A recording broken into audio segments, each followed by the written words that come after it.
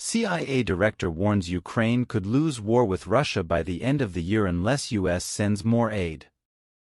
CIA Director Bill Burns on Thursday warned that unless US sends more military support, Ukraine could lose the war against Russia by the end of the year.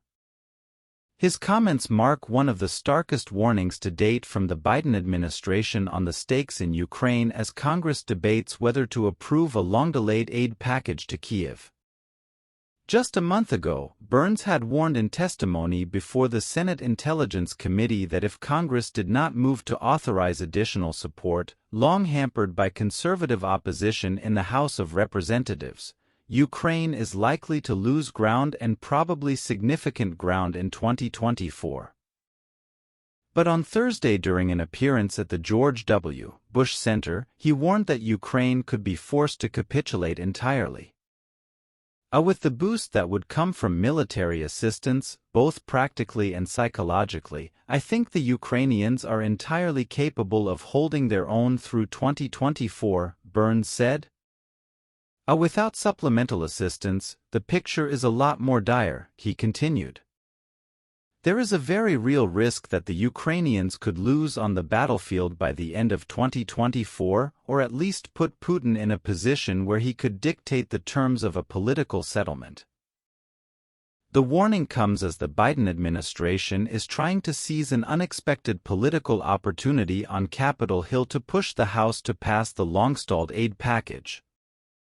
The legislation also includes aid for Israel, and as a result, House Speaker Mike Johnson has been under pressure to move the package after the Iranian attack on Israel over the weekend.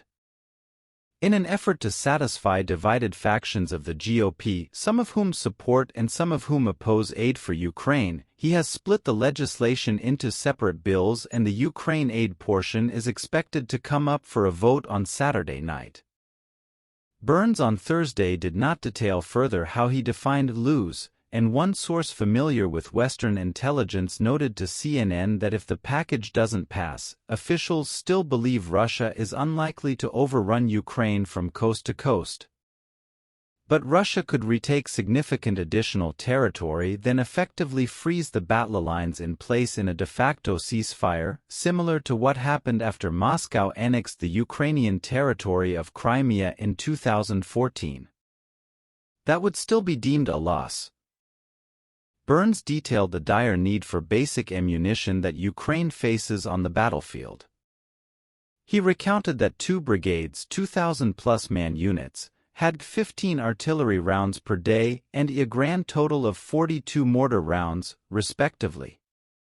They were overwhelmed, and it wasn't for lack of bravery or determination on their part, and my worry is that we're going to see more Avdiivkas in the future without supplemental assistance, Burns said, referring to a Ukrainian city recently lost to Russian advances.